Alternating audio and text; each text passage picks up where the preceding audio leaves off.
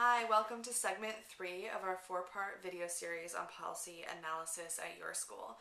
Today we're going to be talking about what happens when a sexual assault actually does occur on campus and what resources should be put in place to ensure that a survivor has their needs met at their time of need.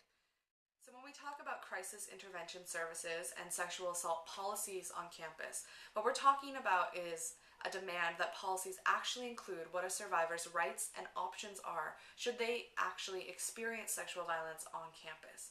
And so that includes a few steps. I'm going to run through some of them here in this video. And just in terms of really trying to strike a balance between letting someone know what all of their options are and empowering them to make the choices that feel right for them in that moment. When we're talking about trauma and crisis, it's not easy to make those choices in a timely manner that also fits into the way the criminal justice system works. So what we want to do is create policies that are accessible so that someone who reads that policy understands that first, their safety is the most important thing, to get to a safe place and find someone who can support them. And secondly, that if they choose to go through the process of a medical examination and evidence collection, that doesn't necessarily mean that they have to pursue a criminal case, but that they will have the option to later down the road and utilize that evidence if that's something they decide to do. So it's important in policies to actually spell out those options.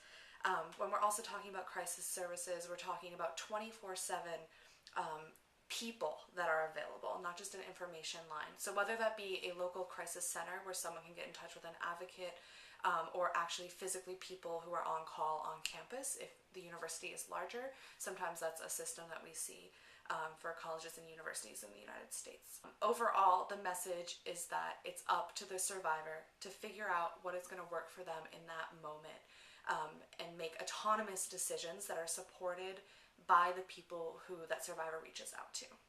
So when it comes to reporting options, a policy should clearly spell out and define what confidentiality means at that school, and also provide an opportunity for survivors to report anonymously. Not all circumstances are the same when it comes to sexual violence, and oftentimes it is safer for a survivor to report something anonymously, just to inform the school if they're not ready to actually come out and identify themselves as the survivor in that situation. In reporting options, you really want to provide the widest range of support possible for that person to make the decision that makes the most sense for them based on the circumstances of what's going on.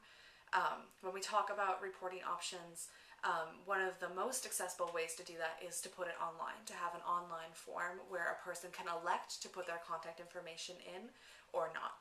Also to inform that student that the school will be taking that report seriously, whether or not they put their contact information in there, that there will be an investigation that follows, and also to detail what that investigation really looks like. Another aspect of reporting options that is legally required by the school is the option for a student to report directly to law enforcement in the city or town where the school is located, and for the school to assist with that process. It is the right of every survivor to report their sexual assault to local law enforcement. It is also the right of every survivor to decide not to do that. And that's something that is a very individual, personal choice. But at the end of the day, the school must assist that individual survivor should they choose to engage with that process. Another aspect of crisis services that we look at is what's actually available on campus, including HIV and STI prophylaxis and emergency contraception. SAFER pushes for the availability of these things free for student survivors of sexual violence. In terms of the long-term survivor support, we look at whether a policy actually spells out that a student has the option to transfer housing and get their class schedule augmented based on who their perpetrator is and the contact that they might have with their perpetrator, especially if they're about to go through the disciplinary procedure with that person.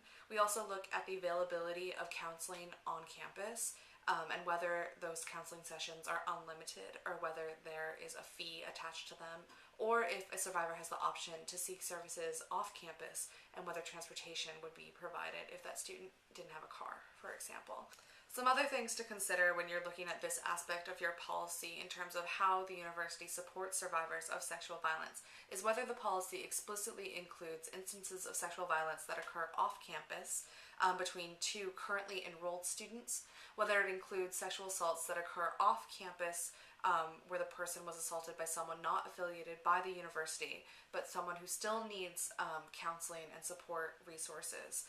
And finally, if the policy includes whether someone has been sexually assaulted by a student, but they themselves are not affiliated with the university, if they have the right to report and receive some kind of support and resources based on their experience.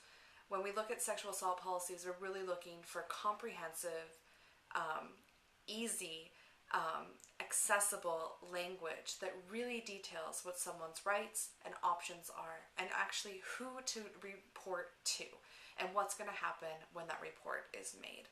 We don't see policies that are extremely clear on all of those things at the same time very often. So it's a really good idea to take a strong look at what your physical policy states when it comes to these issues in terms of a survivor reaching out for support. Thanks so much for tuning in to this installment of another level of policy analysis at your school. We hope that you take this opportunity again to go sign in at the Campus Accountability Project and submit what your school is currently doing and take a hard look at what it could be doing to improve the experiences of survivors on campus. We hope to see you next time for our last and final segment, which will look at campus disciplinary procedures and justice on campus.